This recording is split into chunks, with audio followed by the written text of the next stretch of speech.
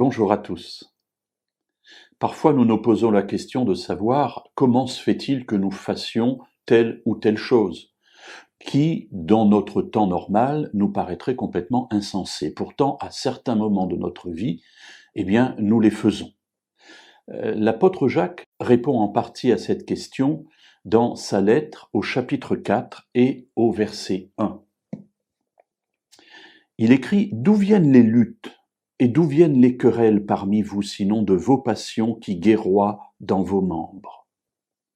Alors on pourrait prendre ce « vous » dans un sens large, dans la communauté, mais on peut le prendre aussi dans le sens personnel. D'où viennent ces passions, d'où viennent ces luttes, d'où viennent ces querelles qu'il y a à l'intérieur de nous-mêmes? Qui peut prétendre être parfaitement en paix avec lui-même, sans aucune lutte, sans aucun tiraillement dans sa conscience et dans sa vie? Et Jacques répond, tout cela vient des passions qui guerroient dans vos membres.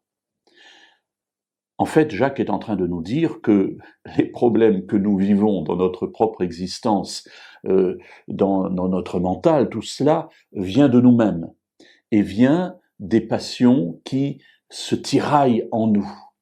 Alors oui, la Bible nous dit que cela existe depuis toujours, mais à l'intérieur de nous-mêmes, oui, il y a une guerre entre le bien et le mal. Derrière nous, au-dessus de nous, se trouvent des puissances qui, au travers de nous, exercent une influence, et cette influence a pour but de nous sauver ou de nous perdre. Et l'intérêt de cette parole de Jacques, c'est de nous ramener, lorsque nous sommes dans ces périodes de tiraillement, à l'essentiel. Et l'essentiel, c'est à l'intérieur de nous que se situe ce combat. Alors, que faire pour en être victorieux?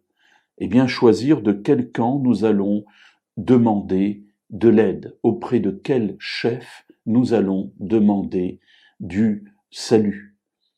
La Bible nous encourage évidemment à nous tourner vers Dieu, et c'est vers lui que nous trouvons la paix, c'est vers lui que nous trouvons l'apaisement dans ces fameux tiraillements, dans ces fameuses passions qui guerroient dans nos membres. Alors n'hésitons pas, tournons-nous vers Dieu et disons-lui avec simplicité, Seigneur, dans ce domaine, dans ce problème, je veux trouver la paix.